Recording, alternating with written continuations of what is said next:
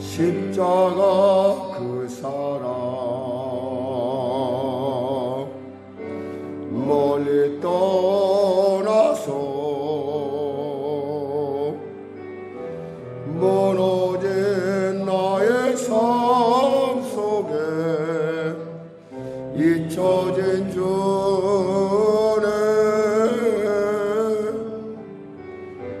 돌 같은 내 마음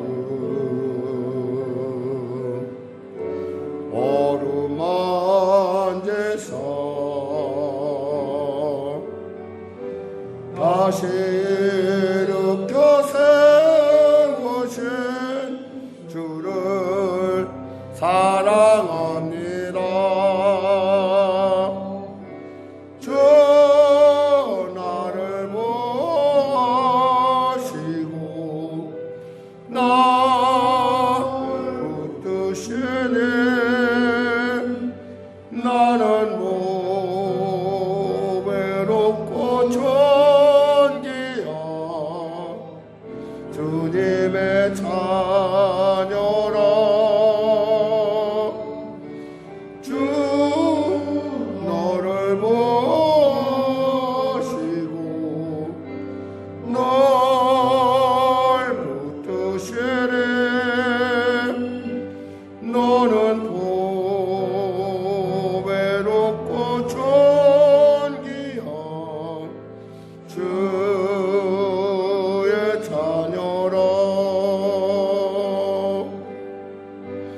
지나간 일들을 기억하지 않고 이전에 행한 모든 일 생각지 않으리. 사막의 강물과 길을 내시는 주 내 안에 새 일 행하신 주만 바라보리라. 주 나를 보시고 날 붙드시니 나는 외롭고 존귀한 주님의 자녀라. 주 너를 보시고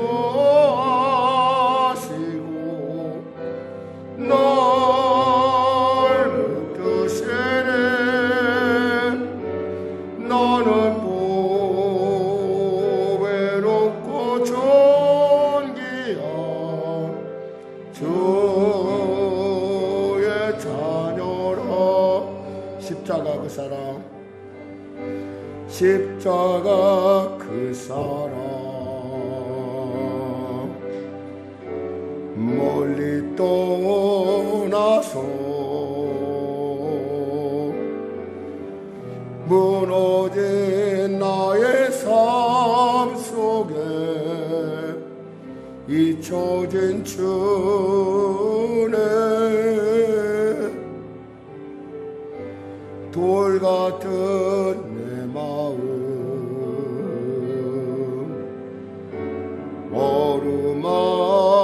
어루만져서 다시 일으켜 세우신 주를 사랑합니다. 주 나를 모시고 날 붙드시니 나는 외롭고 존귀한 주님의 자녀라. 주 너를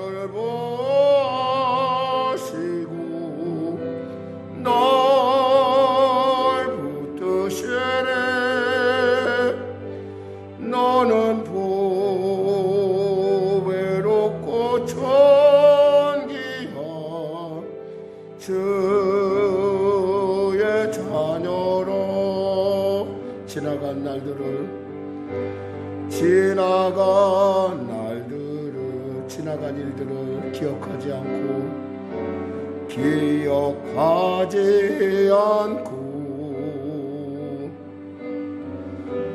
이전에 행한 모든 일 생각지 않으리. 사막의 강물과 길을 내시는 주, 내 안에 새 일에 가신 주만 바라봅니다며. 주 나를 보시고 날 붙드시네. 나는 외롭고 존귀한 주님의 자녀라. 주 너를 보시고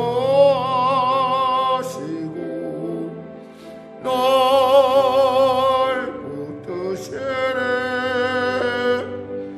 너는 외롭고 존귀한 주의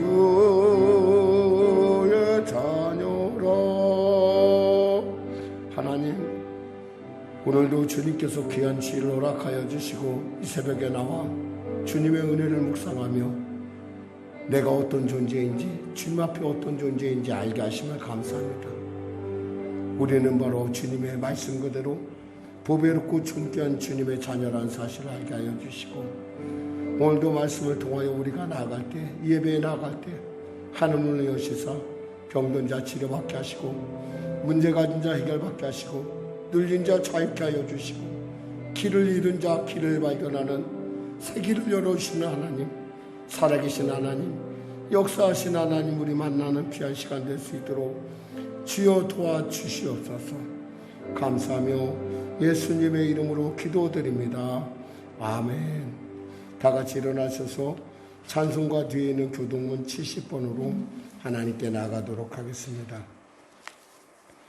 찬송가 뒤에 있는 교동문 70번 이사야서 42장입니다. 하나님의 말씀 교독하겠습니다. 내가 붙드는 나의 종, 내 마음에 기뻐하는 자, 곧 내가 택한 사람을 보라. 내가 나의 영을 그에게 주었은즉 그가 이방의 정의를 베풀리라. 그는 외치지 아니하며 목소리를 높이지 아니하며 그 소리를 거리에 들리게 하지 아니하며 상한 갈대를 꺾지 아니하며 꺼져가는 등불을 끄지 아니하고 진실로 정의를 시행할 것이며 그는 쇠하지 아니하며 낙담하지 아니하고 세상의 정의를 세우기에 이르리니 섬들이 그 교훈을 앙망하리라. 나 여호와가 의로 너를 불렀은즉 내가 내 손을 잡아 너를 보호하며 너를 세워 백성의 언약과 이방의 빛이 되게 하리니 내가 눈먼 자들의 눈을 밝히며 갇힌 자를 감옥에서 이끌어내며 흑암에 앉은 자를 감방에서 나오게 하리라. 아멘. 찬송 1장으로 하나님께 찬양 드리겠습니다.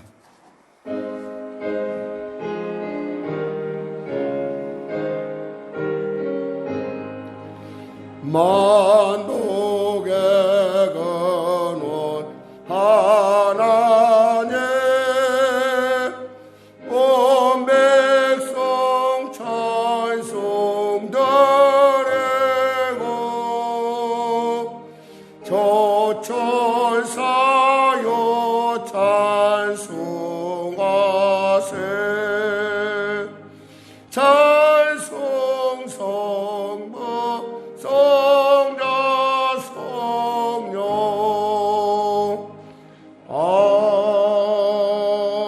아멘. 새로 나온 사도신경 오늘 신앙 고백을 대신하겠습니다. 나는 전능하신 아버지 하나님 천지의 창조주를 믿습니다. 나는 그의 유일하신 아들 우리 주 예수 그리스도를 믿습니다.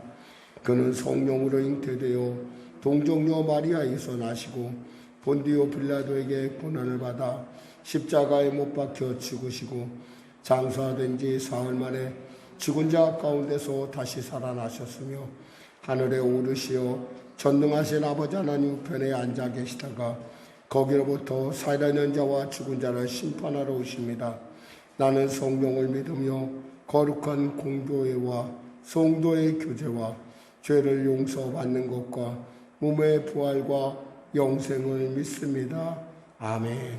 다 같이 자리에 앉으셔서 찬송가 203장으로 하나님께 찬양 드리겠습니다.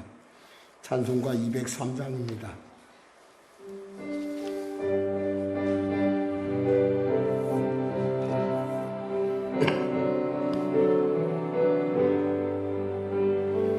하나님 아버지 주신 책은 귀하고 증하신 말씀일세 기쁘고 반가운 말씀 중에 날 사랑한단 말 참 좋도다. 주께서 나를 사랑하니 즐겁고도 즐겁도다. 주께서 나를 사랑하니 나는 참 기쁘다. 그 속에 은혜를 저버리고 어긋난 딴 길로 가다가도 예수의 사랑만 생각하며 곧 다시 예수께 돌아오리. 주께서 나를 사랑하니 즐겁고도 즐겁도다. 주께서 나를 사랑하니 나는 참 기쁘다. 구주의 영광을 바라보며 예수의 이름을 찬양하리. 영원히 찬양할 나의 노래 예수의 이름이 귀하도다. 주께서 나를 사랑하니 즐겁고도 즐겁도다. 주께서 나를 사랑하니 나는 참 기쁘다. 주 예수 날 사랑하시오니 나 또한 예수를 사랑하네. 날 구원하시려 내려오사 십자가 위에서 죽으셨네. 주께서 나를 사랑하니 즐겁고도 즐겁도다. 주께서 나를 사랑하니 나는 참 기쁘다.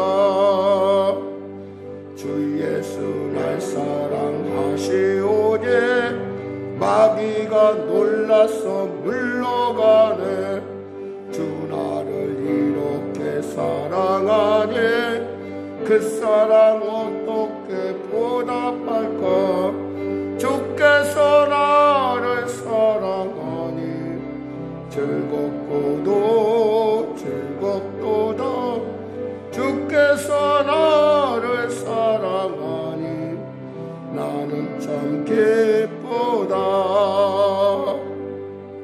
오늘도 시간에 은혜 받고 우리의 삶 가운데 가지고 온 문제도 응답받고 주 안에서 정말 하나님의 놀라운 살아계심의 복음의 증인으로 우리가 거듭나게 해달라고 말씀을 통하여 은혜 받고 말씀을 통하여 나의 삶의 지혜를 얻고 말씀을 통하여 복음의 증인으로 담대한 우리의 삶이 열리게 해달라고 나라와 민족을 위해서 그리고 교회를 위해서 우리 부르짖어 기도하는 시간을 갖도록 하겠습니다. 주여 주여 주여. 하나님 아버지 감사합니다. 오늘도 하나님께서 사랑하셔서 귀하고 복된 주를 허락하여 주시고 사랑하는 성도들 주의 전에 나와 이와 같이 말씀으로 은혜로 기도로 찬양으로 나가게 하심을 감사합니다. 간절히 바라옵기는 반주의 영광되니 우리 빛에게 주의 크신 은혜를 베풀어 주시고 방송실소 또한 아버지 보이지 않는 곳에서는 우리 귀한 손길 손길들을 축복하시고 은혜를 부어주시옵소서. 하나님 불쌍히 여겨주시고 도와주시옵소서. 아울러 사랑하는 성도들 주님 만나기에 달려왔습니다. 마음을 활짝 엽니다. 주여 도와주시옵소서. 주여 길을 열어주시옵소서. 주여 치료하여 주시옵소서. 주여 자유케 하소서. 주여 복을 주소서. 사랑하는 성도들, 아버지 늘리고 크고 답답한 심정으로 나왔사오니 억한 심령들, 분하고 답답한 심령들 주 앞에 내려놓을 때 하늘 문이 열리게 하여 주시고 그들의 간절한 기도 가운데 마음을 변화시키는 하나님의 놀라운 마음의 움직이심과 또 길을 여시는 하나님의 놀라운 권능의 역사와 아버지 눈을 뜨게 하는 성령의 기름 부으심이 사랑하는 성도들 심령 가운데 일어나게 하시옵소서. 자녀의 문제로 탄식하며 고통합니까? 아버지 어쩔 수 없는, 내 손으로 어떻게 할 수 없는, 나로서는 할 수 없는 그 무능감 가운데 처절하게 눈물을 흘려 기도하는 어머니의 기도 가운데 함께 하시고 아버지께서 그들의 마음을 주장하시고 통치하셔서 아버지께서 그들을 불쌍히 여기셔서 아버지 사랑하는 자가 그 놀라운 아버지 은혜로 말미암아 새 삶을 얻게 하시고 새 지혜를 얻게 하시고 그게 주어진 삶의 놀라운 길들을 주님과 함께 나아갈 수 있도록 도와주시옵소서. 한순간도 눈을 뜰 수 없는 그러한 답답함이 우리에게 열어진다 할지라도 주님이 내 손을 꼭 붙잡고 가고 있고 주님이 심지어는 나를 얻고 가고 있다는 이 놀라운 사실을 알게 하소서. 내가 아버지 주님 앞에 나의 삶의 모든 문제를 내려놓고 아버지 나아가 주님 살아계심에 귀하고 복된 놀라운 그 살아계심의 손을 붙잡고 못자국난 손 붙잡고 이 삶의 위기를 능히 극복할 수 있도록 은혜 베풀어 주시옵소서. 마음은 원인으로 돼 아버지 하나님 갖가지 요리하여 나오지 못한 성도들 역시도 영상으로 예배드릴 드린 성도들의 삶 가운데도 하나님이 역사하여 주시고 은혜를 베풀어 주시고 도와주시옵소서. 아버지 도와주시옵소서. 아버지 하나님 성령의 교회를 불쌍히 오시고 도와주시고 하나님 은혜를 베풀어 주시옵소서. 군에 있는 우리 자녀를 기억하여 주시고 또한 병상에 있는 성도들 치료의 감정 받아 주시옵소서. 하나님 불쌍히 여겨주시옵소서. 우리 성도들의 일터를 축복하시고 특별히 아버지 교회를 위하여 했으며 또 탄식하여 기도하는 열사랑 공동체와 또한 아버지 그룹 품에도 주의 놀라운 하나님의 은혜가 넘치게 하여 주시고 하나님 우리 사랑하는 귀한 우리 중보자들의 그 기도 가운데도 은혜를 베풀어 주시옵소서. 우리 자녀들을 보호하여 주시옵소서. 오미크론이 속히 아버지 이 땅 가운데 종식되게 하시고 나라와 민족 가운데 복음통일 평화통일의 역사를 이루게 하시고 그 일을 준비한 유능하고 지혜롭고 투명하며 정직한 미래를 준비하는 리더십이 설 수 있도록 이번 대선을 축복하여 주시옵소서. 하나님 은혜 베풀어 주시옵소서. 우리 사랑한 성도 한 사람 한 사람 주님 붙잡아 주시고 오늘도 말씀을 통하여 살아있는 복음을 갖고 있는 자답게 인생의 삶의 새 장이 열려지게 하소서. 도와주시옵소서. 은혜 베풀어 주시옵소서. 종의 아버지 십자가 뒤로 가려주시고 종을 십자가 뒤로 가르치고 오직 주님의 살아계심만 나타나는 성령의 기름 부음이만 성령의 탄식이만 성령의 음성이 들리는 귀한 시간 되게 하여 주시옵소서. 감사하며 예수님의 이름으로 기도드립니다. 아멘. 사랑하는 자요 사랑하는 자요 내 영혼이 잘된 것에 내가 범사에 잘되고 강건하기를 내가 강구하노라.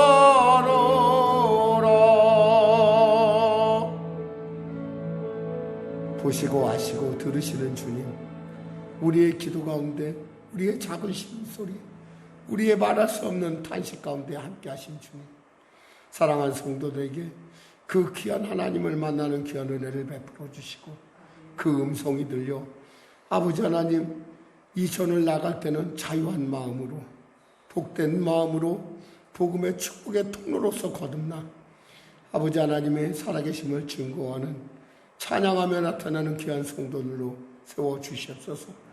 그들의 삶이 영혼이 잘된같이 범사가 되려며 강건한 삶을 허락하여 주시옵소서. 성령으로 깨어나게 하시고 기도와 말씀으로 깨어나게 하여 주시옵소서. 감사하며 예수님의 이름으로 기도드립니다. 아멘. 하나님은 살아계십니다.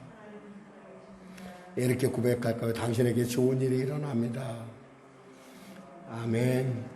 응답받습니다. 아멘. 오늘 여러분과 은혜 나누실 말씀은 사도행전 6장 1절에서 7절 말씀입니다.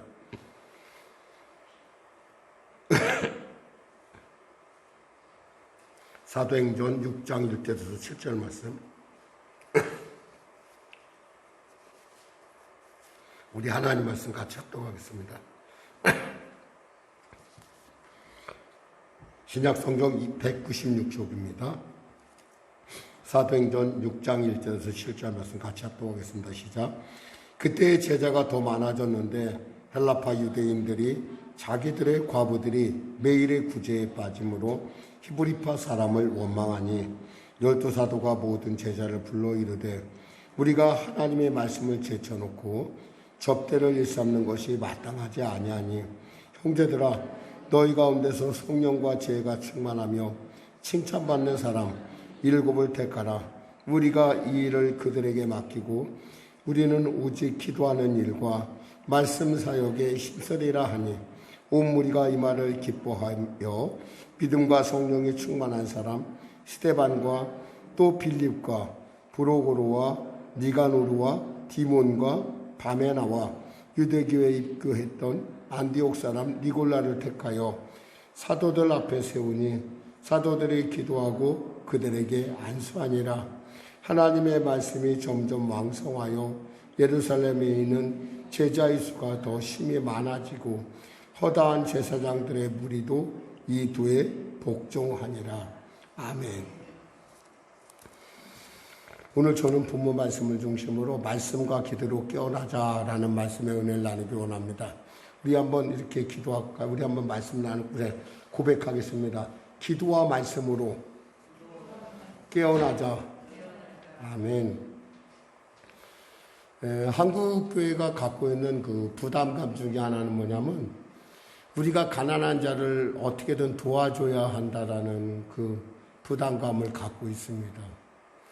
저희가 교회를 지금 이제 개척해서 우리가 이렇게 짓게 될 때 사실은 이 교회를 짓는데 무슨 어떤 정부로부터나 혹여나 어떤 그런 단체로부터 우리가 특별한 보조를 받은 바는 없습니다. 엄밀하게 말하면 우리 성도들의 눈물과 땀 그리고 기도 헌신 그리고 이런 모든 것들이 합쳐서 교회를 이루어졌는데 제가 구리시에 갔었을 때 구리시 담당자들이 이런 얘기를 했어요. 교회가 이런 일을 해줘야 되지 않습니까? 라는 거였었어요. 교회가 그런 일을 해주려고 한다면은 그러면 제가 그분한테 우리가 이런 일을 하려고 그러면 그만큼 그러면 정부에서도 또 구리시에서도 필요한 만큼 이 일에 대해서 좀 협조를 해줘야 되지 않겠습니까? 라고 했더니 협조야 저희가 해주죠. 인허가 관계나 모든 문제는 해주겠으니까 그냥 알아서 좀 이렇게 해주십시오라고 하는 거였어요. 왜냐하면 그 당시에 이 지역이 새로 지역이 서면서 어린이집에 대한 수요가 아주 굉장히 많이 폭발적으로 증가를 하고 있었어요. 근데 다들 알다시피 이 지역에 그 당시에 지금도 그렇지만은 제도가 별로 이렇게 땅값이 싸지를 않고 재반 여건들이 별로 온전하지가 않았어요. 그러니까 누구도 자기의 상가를 열어서 또 자기의 땅 어떤 부분에 어떠한 이런 그 시설을 집어넣으려고 하질 않았어요. 심지어 많은 교회들조차도 그걸 안 하려고 했었어요. 이유는 왜냐하면 별로 성가시기만 하고 굉장히 부담스러운 일이었기 때문에 그래요. 왜냐하면 어린이집에서 일어나는 일들이 교회에 혹시라도 누가 되고 또 그것에 비하면 그것을 위해서 투자해 줘야 되는 기초 투자비가 어마어마했기 때문에 그래요.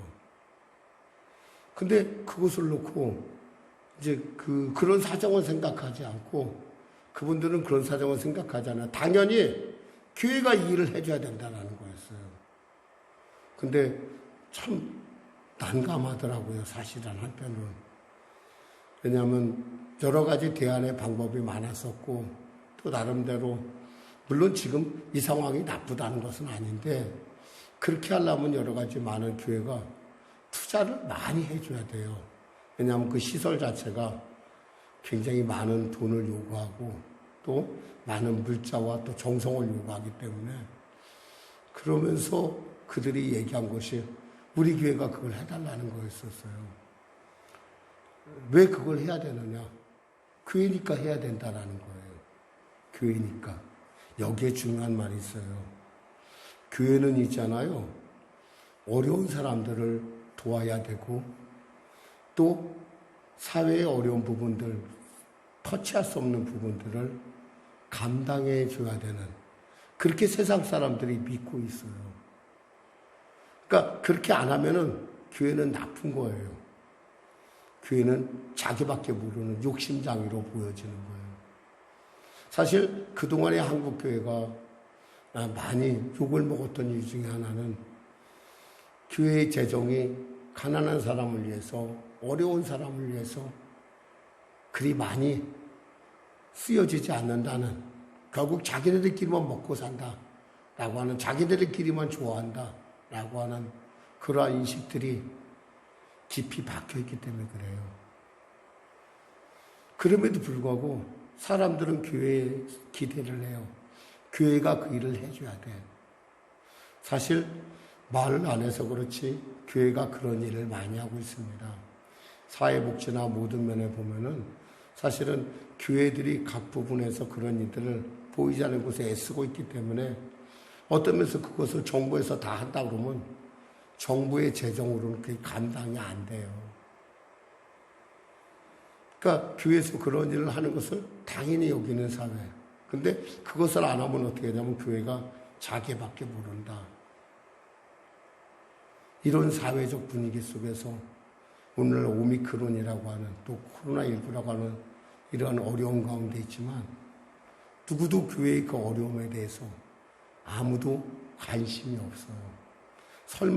설사 아니 교회가 혹여라도 자기들한테 손을 내밀까봐 도리어 걱정을 하고 있죠. 거기다가 또 이제 요즘은 이제 교회가 세금을 내야 된다 그래요. 당연하죠. 국민이니까 세금을 내는 건 당연한 거예요. 그런데 사실 교회가 세금을 내게 되면 어떤 일들이 생기냐면 세금을 내는 국민들에게 누구나 공평하게 돌아가는 게 뭐냐면 혹이 세금을 내지 못할 때 어떤 그런 어려움을 당하면 보조를 내야 된다라는 거예요. 교회 나라가. 근데 그런 부분에 대해서는 나라가 굉장히 소극적이에요. 어떻게든 간에 안 도와줘. 왜냐하면 우리 지금 있는 교회들이 대부분이 우리 교회만 하더라도 굉장히 대단한 형편이 좋은 교회고 다른 교회들 대부분의 한 80~90%는 교회가 자기 자신조차도 유지하기 어려울 정도로 어려운 상황이라는 거죠. 그럼에도 불구하고 교회에 대해서는 굉장히 좀 약간 요즘 이제 뭐 종교 편향적이라 그래서 어떤 단체가 그런 얘기를 하는데 종교 편향적인 어떤 교회가 굉장히 대우를 받는 것처럼 착각을 하는데 그렇지 않아요.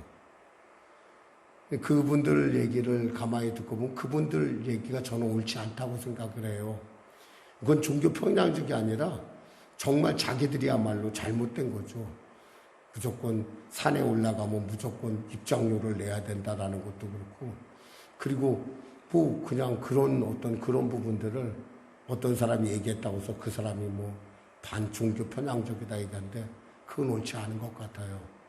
중요한 것은 제가 오늘 말씀드리는 말씀 안에는 바로 이러한 사람들이 우리에게 갖고 있는 선입견들이 있다라는 거예요.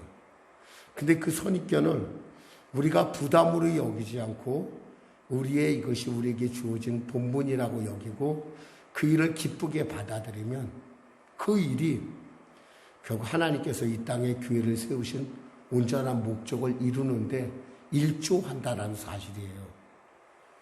오죽했으면 초대교회 때 여러분이 알다시피 갈라디아 교회에서 바울과 바나바가 왔었을 때 예루살렘에서 종교회의가 있었거든요. 뭐 때문에 그러냐면 이방인들의 믿음에 대해서 우리가 어떻게 하는 것이 좋겠느냐라고 했었을 때 유대인들의 많은 사람들은 뭐라고 했냐면 이방인들도 똑같이 우리처럼 율법을 지키고 율법 가운데 살면서 결국 예수의 구원을 믿어야 된다라는 그런 주의였어요. 근데 바울과 바나바나 그리고 또 교회의 충치를 이룬 세웠던 그게 아니라는 거죠. 예수께서 십자가 주신 이유가 뭐예요? 율법을 지키고 십자가 주신 것이 아니라 예수님은 믿음으로 구원받는 도리. 우리는 율법을 완성시킬 수 없다라는 걸 하나님은 잘 알고 계시거든요. 우리는 율법이 어느 1.1획도 우리 있잖아. 사실은 우리 힘과 능력으로 한다는 게 어려워요.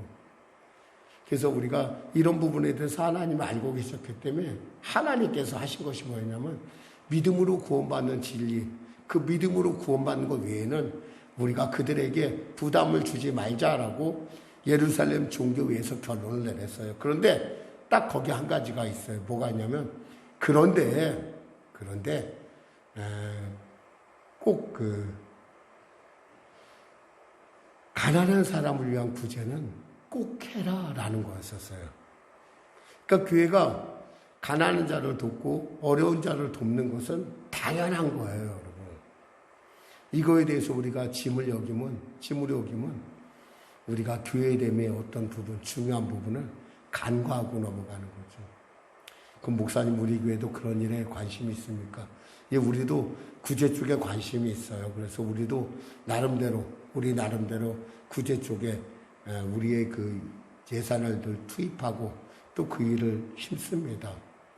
그런데 그런 면에서 보면은 세상이 우리를 이렇게 오해하고 있음에도 불구하고 여러분들이 알아야 될 것은 교회가 이렇게 구제의 은사를 할 때 하나님께서 그것을 엄청 기뻐한다는 거예요. 그 결론이 뭐냐면 바로 7절이에요. 7절을 같이 한번 읽어보겠습니다. 볼까요? 하나님의 말씀이 점점 왕성하여 예루살렘에 있는 제자의 수가 더 심히 많아지고 허다한 제사장의 무리도 이 도에 복종하니라. 이런 일이 일어난다는 거예요. 그러니까 한마디로 말해서 교회가 교회다워질 때, 그러니까 교회가 성도가 성도다워질 때, 성령의 교회 성도가 성령의 교회 성도 같이 다워질 때, 하나님 인정할 때 여러분에게 어떤 일이냐면 여러분의 삶 가운데 하나님의 통치와 도우심의 역사가 나타난다는 사실이에요. 그것도 어떻게? 왕성하게 나타난다는 거예요. 오늘 본문을 통해서 우리가 은혜 나눌 부분은 바로 이 부분이에요. 어떻게 하면 우리도 이 하나님의 왕성한 하나님의 역사를 내 삶 가운데, 내 가정 가운데, 내 일터 가운데, 그리고 무엇보다도 우리 교회 가운데 나타낼 것인가? 과연 이 본문을 통해서 주님이 우리에게 말씀하시는 것이 무엇일까? 그것을 우리가 나눠보자는 거예요. 첫째, 우리가 기억해야 될 것은 있잖아요. 먼저 이들이 갖고 있던 문제를 한번 살펴볼 필요가 있어요. 이들이 보니까 헬라파 유대인들이 히브리파 유대인들을 원망하기 시작을 했어요. 사실 예루살렘 교회는요, 베드로의 한 번 설교에 3,000명이란 어른들이 다 예수 믿고 돌아왔어요. 어마어마한 교회예요. 3,000명이라는 숫자가 여러분 예수 믿기가 한 번에 믿는다는 게 가능해요. 거기다가 또 미문 앞에 있는 그 안진뱅이를 일으키는 사건이 나자 5,000명이 더해졌어요. 어른들만 8,000명이, 남자 어른만 8,000명. 그럼 이 교회는 어떤 교회인지 알아요? 10,000명 이상이 넘어가는 대교회가 된 거예요. 갑자기 교회가 커버려 버렸어요. 교회를 원래 하려고 생각한 것도 아니었어요. 갑자기 큰 교회가 생겨버리니까 여러 가지 일들이 발생을 했어요. 우리가 아이들을 키우다 보면 그러잖아요. 아이가 갑자기 키가 막 크고 몸짓이 커질 때가 있어요. 맞는 옷이 없어. 그럼 어떻게 돼요?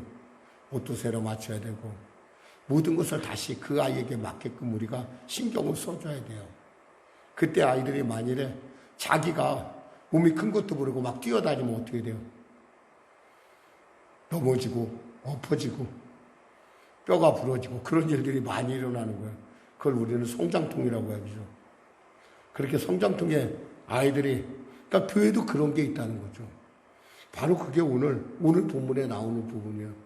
특히 여기서 구제라는 부분, 접대라는 부분, 여기서 우리가 말을 알아야 되는데, 이 접대라는 부분이 갖고 있는 말의 뜻이 뭐냐면, 사실은 두 가지 의미가 있어요. 하나는 식사봉사를 정말 열심히 한다.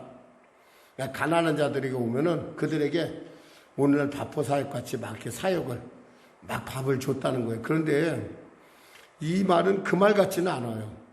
왜냐하면 우리 밑에 보면 이런 쬐그맣게 설명이 되어 있거든요. 뭐라고 되어 있냐면 재정출납 이렇게 되어 있어요. 이게 있잖아요. 접대라는 말에는 또 뭐가 있냐면 이게 테이블을 의미하는 단어인데 이 테이블 안에서 돈을 나눠줬다는 거예요. 사실 한번 생각해 보세요, 여러분. 만일에 히브리파와 헬라파인들이 줄을 섰어요. 너는 히브리파니까 너는 음식을 받고 너는 헬라파니까 너는 못 받아 라고 했겠어요? 그런 거 없어요. 저도 과거에 우리가 어렵게 살 때 그때 선교단체에서 주는 뭐 빵도 얻어먹고 국수도 얻어먹고 그랬어요. 근데 제가 애기라고 그래서 차별받은 적은 없어요.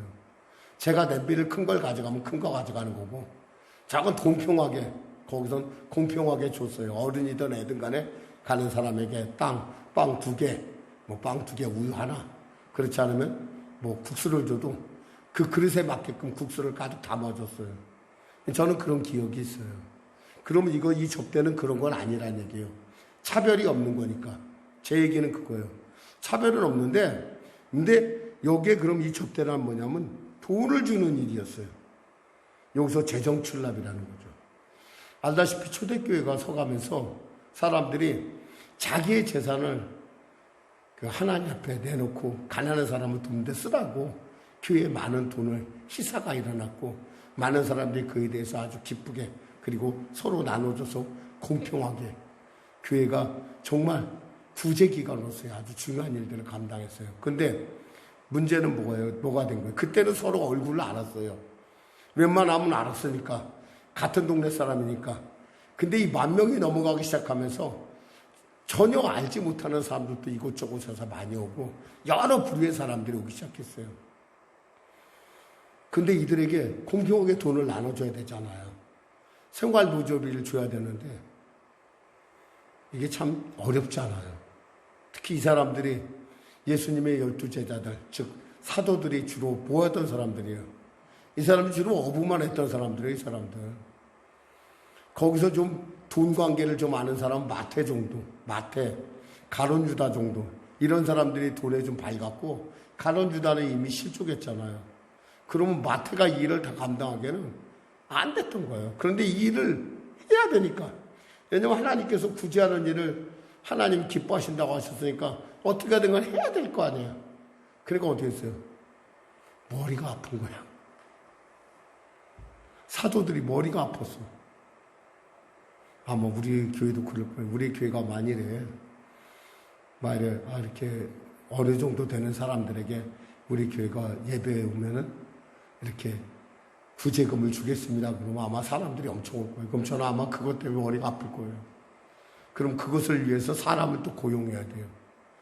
여러 가지 많은 비용들이. 근데 지금 여기에는 그런 일이 있었다는 거죠. 특히 히브리파 사람들은 같은 동네 사람들이니까 좀 이 사람의 형편과 처지를 알아서 저 사람은 많이 도와야 되고 저 사람은 조금만 도와줘도 되고 이렇게 공평하게 해야 할 거 아니에요. 많은 사람은 안 받아도 되는데 억지로 주고 억지로 준다기보다는 주니까 그냥 받지 뭐. 근데 만약에 없는 사람은 진짜 필요한 사람이 있단 말이에요. 이런 사람에게 좀 더 많이 줘야 되잖아. 근데 그렇지 않고 그냥 공평하게 그냥 주려고 하니까 그때는 만약에 그렇게 주면 어떻게 되겠어요? 재정이 아무리 많아도 감당을 못 해내요. 그러니까 잘해야 될 거 아니에요. 그러니까 저 사람이 어떤 재정 상태나 뭐 이 사람이 어디서 왔고 이런 거 정도는 알아야 되는데 이 하려니까 머리가 아파서 말씀커녕 기도도 제대로 못했을 것 같아요. 그러니까 교회가 문제가 발생했다는 거예요. 여러분 세상 살다 보면 있잖아요. 좋은 일이 내게 많이 일어난다고 해서요. 마냥 좋지는 않아요, 여러분. 만약에 그 좋은 일이 여러분이 감당하지 못하는 좋은 일이라고 한다면 그때는 여러분에게 그것이 거꾸로 독이 돼요. 물론 여러분 중에 그럴 거예요. 목사님 독이 돼도 좋으니까 저도 한번 그렇게 좀 벌어봤으면 좋겠습니다. 우리 아이가 저한테 그런 얘기를 주로 해요. 무슨 얘기냐면 아빠 저는 밖에 나가서는 돈을 좀 많이 벌고 싶어요. 그런 얘기를 해요. 제가 근데 사실 저는 아이에게 네가 그럼 도대체 얼마를 벌고 싶니? 그랬더니 자기는 얼마를 벌고 싶다고 얘기를 하더라고. 그래, 만일에 돈을 벌 것 같으면 그렇게 벌지 말고 이렇게 벌었으면 차라리 네가 돈을 벌기를 꿈꾼다면 네가 하루 버는 걸 얼마 버는지 몰라서 너무 많아서 셀 수가 없게 벌도록 해라. 벌으려면 이왕 버릴 것 같으면 그 정도 아니면 돈 하지 말라 제가 그랬어요. 제가 아는 어떤 분들이 그런 얘기를 하더라고요. 얼마나 돈을 많이 버는지 자기가 도저히 계산을 할 수가 없더래요. 너무 많이 벌어서. 그러니까 그런 사람들이 보니까 재벌이 되더라고요. 그런 사람들이. 그 정도 돼야 돈 좀 벌었다 할 수 있어요. 그렇지 않으면 여러분 그게 막 돈 할 필요가 없어요. 돈은 왜 버느냐? 쓰기 위해서 버는 거고요. 목사님 전 쓸 돈도 없습니다. 그럼 기도하세요. 하나님 어떻게 쓰는가 문제예요. 굳이 하는 데 쓰라는 거예요. 하나님께서 이 돈을 주면 이 돈을 하나님께서 어디서 쓰라고 할까? 내가 보니까 내가 쓰고도 충분히 남는 충분한 돈이라고 한다면 그때부터는 하나님의 뜻을 한번 생각해 보세요. 하나님이 내게 무엇을 원하실까? 지금 여기서의 문제는 이거예요. 너무 잘 됐어 문제예요. 교회가 부흥을 하고 사람들이 엄청 들어오고 교회 재정 규모도 막 어마무시하게 커졌어요. 근데 이것을 잘 감당하지 않으면 거꾸로 줬던 일 때문에 원망사게 생겼어요. 돈을 줘도 원망을 하네. 그런 일도 있어요, 여러분. 누구한테 도움을 줬는데 거꾸로 원망 듣는 일도 있어요, 여러분. 세상에는 그렇게 어처구니 없는 일들이 아주 많아요. 이랬을 때 이들이 어떻게 문제를 풀었는가? 첫째요, 여기서 보니까 불렀어요, 그들을. 그래서 2절에 보니까 12사도가 모든 제자를 불러 이르되 그랬어요. 모든 제자들을 불렀어요. 문제가 생기면 있잖아요. 혼자 끙끙 앓지 말고 있잖아요. 대화할 줄 알아야 돼요. 여러분이 혼자 끙끙 앓는다고 문제 해결되지 않는다니까? 대화가 필요해. 코미디언즈가 대화가 필요해라는 코미디도 있었잖아요. 부부간에 대화가 필요해라는 부부도 있지만 대화가 필요해요. 근데 여기서 보니까 아무나 데리고 대화한 것이 아니에요. 모든 제자를 불렀어요. 이 제자라는 말 뜻이 뭐예요? 이 사람은 침례를 받았고 예수를 구세주로 확실히 믿는 사람이요. 정말 난감할 때가 어떤 때냐면 새신자가 어제 들어왔는데 그 어제 새신자가 교회를 다 알고 싶어해. 관여하고 싶어해. 내가 볼 때 이 사람은 전혀 교회의 그 생리도 알지 못하는 사람인데 자기 목소리를 내고 싶어하는 거야 그냥. 왜냐하면 교회 사람들이 다들 양보하니까 자기가 좀 나서면 자기 마음대로 될 것 같다는 생각을 했는지 몰라도 끼길 원하는 사람들이 있을 수가 있어요, 여러분. 그런데 그런 사람들은 여기에 끼지 않는 거예요. 목사님 다 껴야 되지 않습니까? 출석한 사람 다 껴야 돼. 그거 아니에요, 여러분. 공동의회할 때 우리가 기억해야 될 것은 교회에 대해서 집사 직분 이상 적어도 침례를 받고 또 예수에 대해서 예수를 구세주로 고백할 수 있는 사람만 거기에 참여하는 게 옳아요. 근데 가끔 이런 분들도 있어요. 막 자기 내세우려고 하는 사람들. 이런 사람들. 그러니까 이런 사람하고 대화하려고 하면 안 돼요. 가족끼리 대화한다고. 우리가 아이들 모아놓고 이제 아이들 아무것도 모르는 아이들한테 네 생각은 어떠니? 이거 좀 약간 아니라는 얘기라는 거예요, 지금. 그러니까 대화를 해도 대화가 통할 상대에게 와서 서로 대화를 해야 돼요. 그리고 또 어떻게 했어요? 문제가 발생하니까. 그러면서 자기들이 뭘 놓쳤던가를 깨달은 거예요. 성령에 깨어나잖아요. 성령 충만으로 깨어나면 이런 지혜가 임해요. 사람에게는 있잖아요. 오감이 있는데 오감 너머에 뭐가 있어요? 육감이라는 게 있어요. 이 육감이라는 거 뭐냐면 인스티튜션이라는 영어로 얘기하는데 이것은 마치 우리가 말할 수 없는 하나님께서 우리에게 주시는 지혜예요.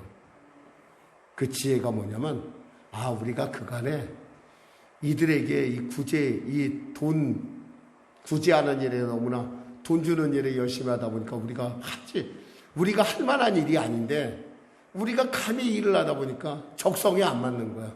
그러니까 시간은 시간대로 들고 힘은 힘대로 들고 모든 걸 다 잘할 수는 없어요. 잘할 수 있는 사람이 있고 못할 수 있는 사람이 있어요. 그래서 생각한 게 뭐예요? 자, 7명의 집사를 뽑아.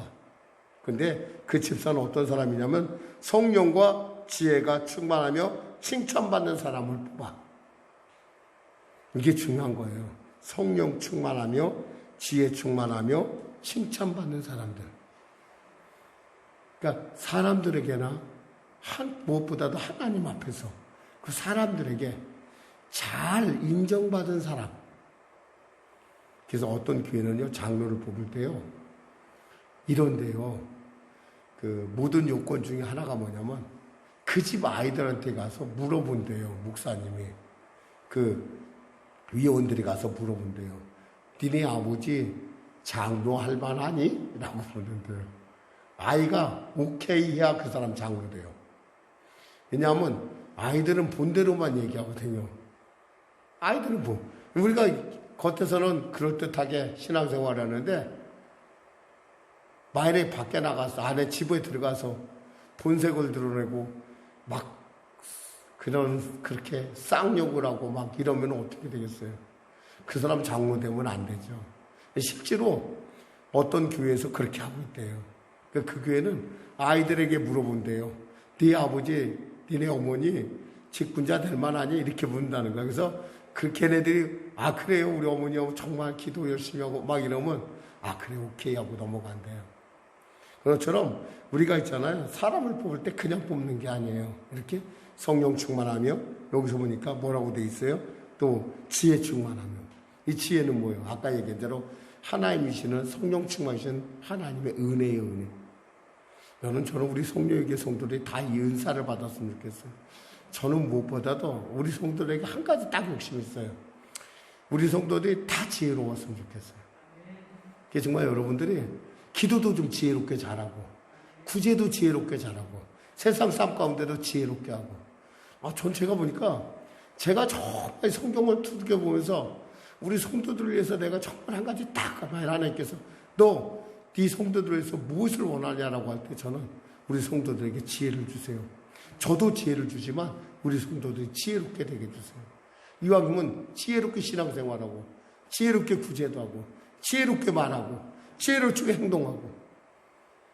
이렇게 지혜가 놀랍더라고요. 제가 성경을 보면서 지혜가 부족하니까 사람들이 언제나 이렇게 헛다리를 잡는구나. 이것은 배우고 많고 돈 많고 적고의 문제가 아니에요.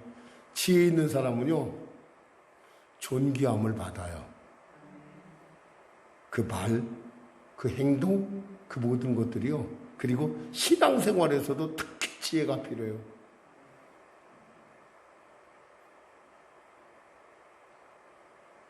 그래서 이런 사람을 뽑았다는 게 뭐냐면 우선권을 찾았다는 거예요.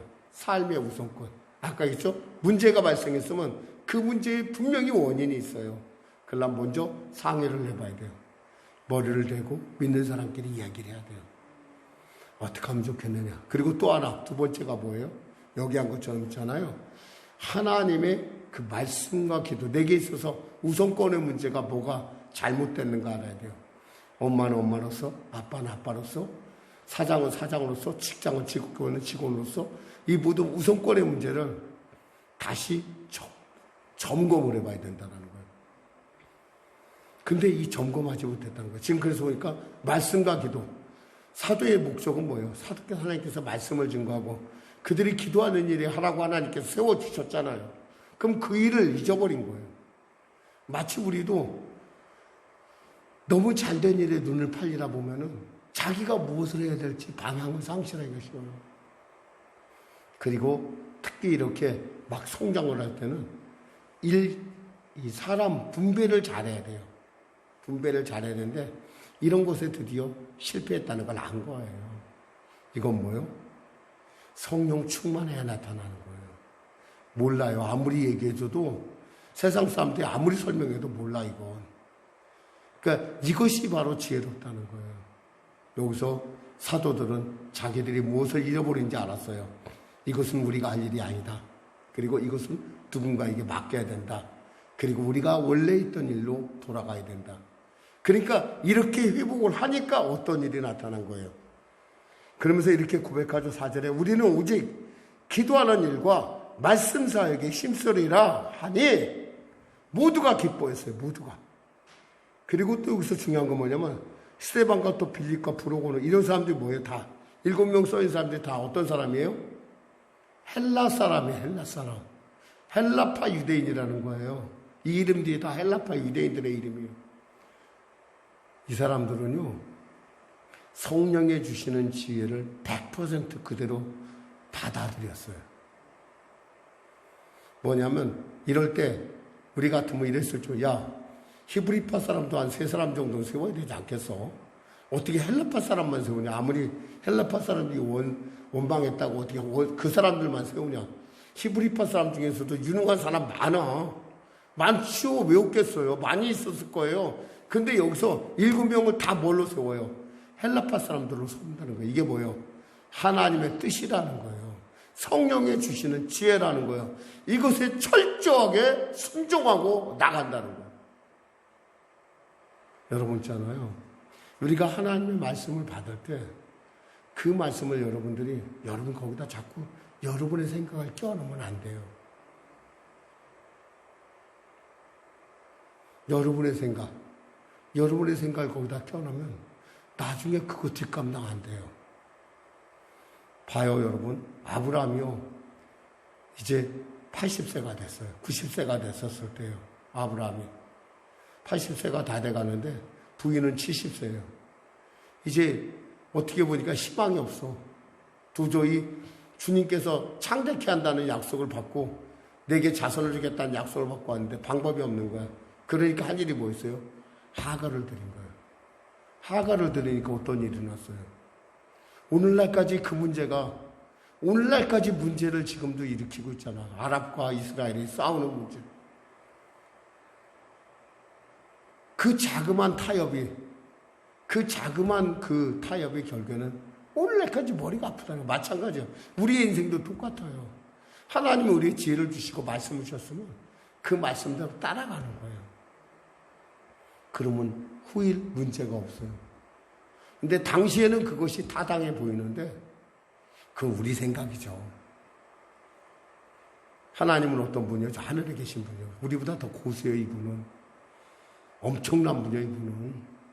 그분이 그러라고 했으면 그것이 옳은 거야. 자, 고백할까요? 하나님이 말씀하시면 순종입니다. 토달지 마세요. 이들은 그냥 7명 그대로 헬라파 사람들로 다 세웠어요. 그리고 그들에게 맡겼어요. 그랬더니 바로 7절의 역사가 나타난 거예요. 하나님의 말씀이 점점 왕성했다고 했어요. 말씀과 기도로 충만했더니 어떤 일이 났다고요? 하나님의 말씀이 그들 안에 힘을 얻고 살아있는 하나님의 말씀이 힘을 얻기 시작했고 그 말씀의 영향력이 강력하게 역사하기 시작했어요. 그러니까 어떻게 해요? 그 글자 그대로 그 말씀이 역사하니까 왕성해졌어요. 교회가 막 말씀으로 막 쑥쑥 자라고, 성령의 역사로 쑥쑥 자라고, 막 그 말씀에 권세가 나타나기 시작했어요. 귀신이 쫓겨나고 병자가 일어나고 문제가 이제 해결받는 놀라운 역사가 나타나기 시작했어요. 그리고 제자의 수가 막 늘어났어요. 나도 예수 믿어야겠어. 저런 예수는 나도 믿어야겠어. 라는 일이 났어요. 그리고 또 한 번, 그러니까 허다한 제사장의 무리도 이 제사장들이 어떤 사람들이에요? 예수를 하면 치를 가는 사람, 이빨에 가는 사람들이에요. 근데 이 사람들도 예수를 믿기 시작했다는 거예요. 이건 보통 일이 아니에요, 여러분. 자, 금년에 두 가지 목표를 우리가 세웠었어요. 목표가 뭐냐면 살아있는 복음의 증인이 되자라는 게 금년의 목표인데, 첫 번째 뭐였어요? 성령 충만함으로 깨어나자라는 거예요. 이 성령 충만함은 지혜롭다는 얘기예요. 우리가 지혜로워. 두 번째가 뭐예요? 기도와 말씀으로 깨어나자는 거예요. 우리가 주어지는, 우리가 갖고 있는 말씀이 거기에 날이 세워져야 돼, 날이. 뭉툭하면 있잖아요. 사고만 일으켜요. 부엌에서 일 많이 하셨잖아요. 음식들 쓸어볼 때 날이 날카로운 칼이 좋아요. 뭉툭한 칼이 좋아요. 뭉툭한 칼은 손대기에 꼭 알맞아요. 잘 안 들다가 갑자기 훅 해가지고 손가락 꼭 찢고 그러는 게 꼭 뭉툭한 칼이에요. 이왕 칼을 가지려면 어떤 칼을 가져요? 말씀의 칼을 가지려면 예리한 칼. 말씀과 기도로 벼린, 기도로 나를 세운 칼을 가져야 돼요. 그럴 때 여러분의 삶 가운데 놀라운 살아있는, 여러분 안에 품고 있는 살아있는 복음이 생명을 갖게 되고, 그 생명이 어둠을 물리치는 놀라운 힘이 된다는 겁니다. 권능이라는 것입니다. 기도하겠습니다. 하나님 아버지 감사합니다. 말씀을 전했습니다. 사랑하는 우리 성령에게, 성도들에게 크신 은혜를 베풀어 주시고, 아버지 말씀과 기도와 말씀으로 깨어서 정말 중요한 하나님 우리에게 주시는 그 말씀이 아버지 정말 세상을 이기는 강력한 하나님의 도구가 되게 하여 주시옵소서. 그리하여 우리가 갖고 있는 이 살아있는 복음이 정말 살아있는 능력을 나타내는 역사가 우리를 통해서 세상 가운데 나타나 주님을 알지 못한 자들이 주님께 돌아오며 그들의 문제를 해결하며 그들의 악한 영들을 물리치며 그리고 그들로 하여금 하나님의 살아계심을 증거하는 놀라운 이유가 되게 하여 주시옵소서. 예수님의 이름으로 기도드립니다. 아멘. 우리 말씀 생각하며 찬양하고 우리 기도하겠습니다. 찬송가 200장입니다.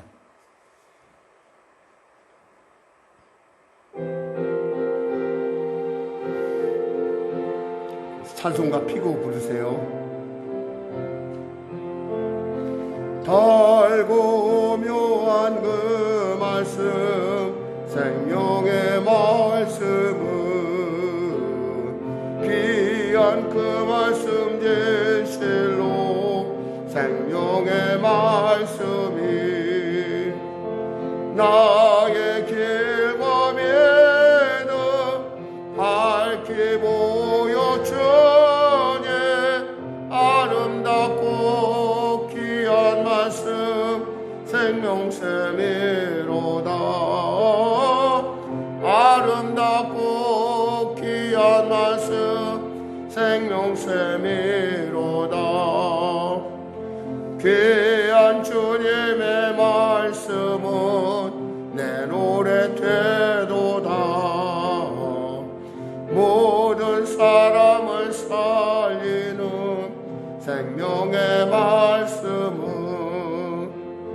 값도 없이 받아 생명길을 가니 아름답고 귀한 말씀 생명샘이로다. 아름답고 귀한 말씀 생명샘이로다. 널리 울리어 퍼지는 생명의 말씀은 마음의 용서와 평안을 골고루 주나니 다만 예수 말씀 듣고 복을 받네. 아름답고 귀한 말씀 생명샘이로다. 아름답고 귀한 말씀 생명샘이로다. 아멘. 우리 주님의 이름 크게 세무리고 오늘도 받은 은혜 가운데 주여 내가 정말 기도와 말씀으로 깨어난 성도가 되게 하시고 성령으로 깨어나는 성도 되어서 하나님 우리에게 주어지는 삶의 문제들 그것이 다 내게 복으로 돌아오는 놀라운 역사를 하게 달라고 하나님 우연같이 다가온 주님의 필요는 내가 아름답게 소화시키는 지혜로운 자가 되게 해달라고 우리 기도하겠습니다. 주여 주여 주여. 하나님 아버지 감사합니다. 오늘도 하나님께서 귀한 말씀 우리에게 주시고 우리에게 성령 충만한 교회 그리고 성령으로 깨어나라 하셨고 이제 기도와 말씀으로 깨어나라고 말씀하여 주시면 감사합니다. 하나님 우리에게 주어지는 주의 말씀이 아버지 그냥 둔탁한 그저 아버지 검과 같이 잘 알되는 칼이 아니라 잘 들고 예리한 우리의 혼과 영과 골수를 찔러 쪼개는 살아 역사하시는 말씀 되게 하셔서 그 말씀으로 나아가 세상 가운데 아버지 하나님의 살아계심을 증거하며 아버지의 그 놀라운 일들을 통하여 나눠주고 베풀고 아버지 하나님의 놀라운 그 복된 사역 가운데 아름답게 쓰임받는 놀라운 성도들로 세워주시옵소서. 하나님 도와주시옵소서. 은혜 베풀어 주시옵소서. 오 할렐루야 할렐루야. 사랑 우리 성도들을 통하여 아버지 그들의 기업을 통하여 천을 먹이는 기업들이 일어나게 하여 주시옵소서.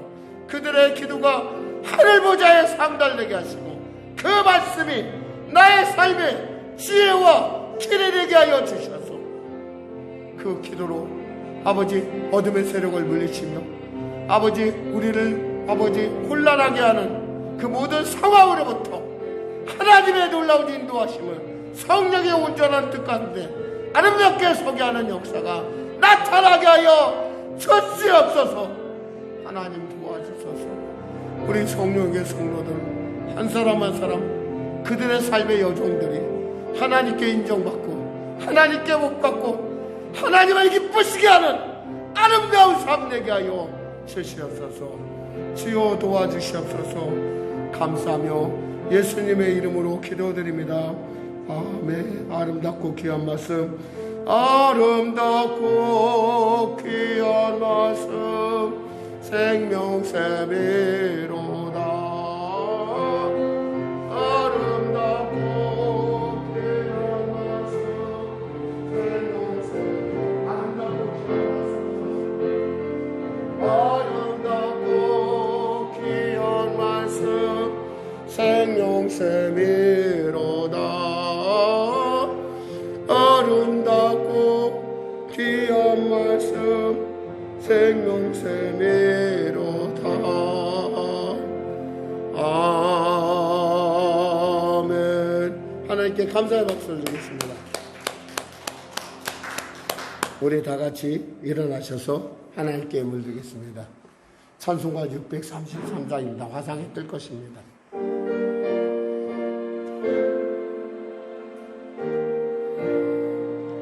나의 하나님 받으소서.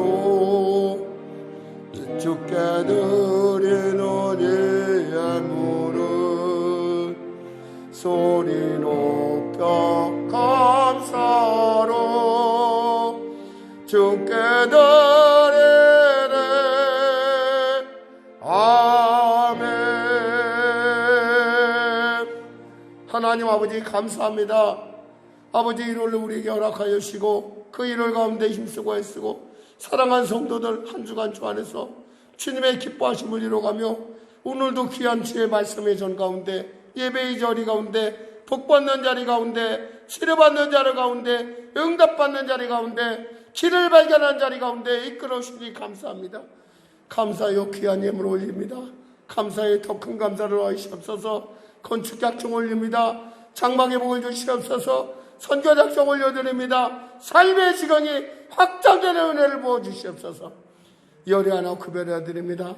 하나님 그 일터를 축복하시고 기름 부으시고 하나님 보호하시사 천을 먹이는 기업들이 아버지 천을 먹이는 놀라운 선한 영향력을 가진 귀한 어린 아름다운 자손들이 그들 안에서 그들의 삶 가운데 나타나게 하여 주시고 그 일을 통하여 아버지 이 땅 가운데 하나님의 살아계심의 귀한 증거가 널리 울려 퍼지는 하나님의 나라 끌고 오직 능력의 있음을 나타내는 귀한 역사가 충만케 이 땅 가운데 일어나게 하여 주시옵소서. 이 예물이 쓰여지는 곳에 주님께서 원하시는 구제와 주님이 기뻐하시는 수혜받은 자들을 향하여 귀하게 쓰임받게 하여 주시고 또 교회를 보양하며 하나님이 이 교회가 주 안에서 성령의 놀라운 축복을 드리는 교회로서 온통 숨에 있어서 아름답게 쓰이는 예물 되게 하여 주시옵소서. 손길을 기억하시고 축복하여 주시옵소서. 특별 격정 가운데 특별한 응답을 더하여 주시고 성민으로 성교회로 섬기는 손길마다 주님 축복하시사 가정에 아버지 기름이 떨어지고 양식이 떨어지는 아버지 하나님의 먹고 입히시는 놀라운 역사 나타나게 하여 주시옵소서. 감사하며 예수님의 이름으로 축복하며 기도드리옵나이다.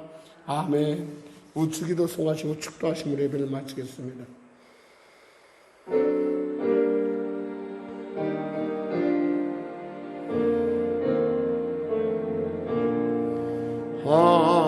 하늘에 계신 아버지 이름 거룩하사 주님 나라 임하시고 뜻이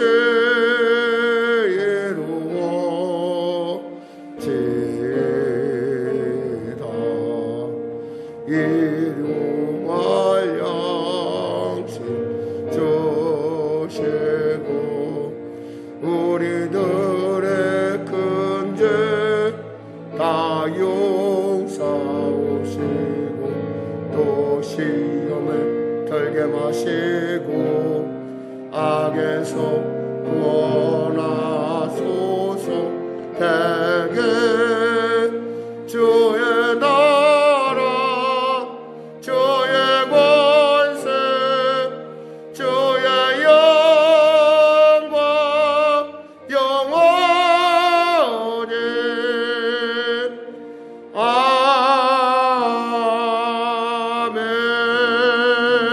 아멘. 지금은 우리 주 예수 그리스도의 은혜와 살아계신 아버지 하나님의 놀라우신 사랑과 성령님의 대주교 통군의 역사 충만 풍성케 하십니다. 주일 예배 참석한 우리 성도와 그 자녀와 범사 가운데 영상으로 예배에 참여하고 또 마음을 부득하여 참여하지 못한 성도의 가정까지도 일일이 그 놀라운 역사가 기름 부으심이 지금부터 영원토록 함께 하시길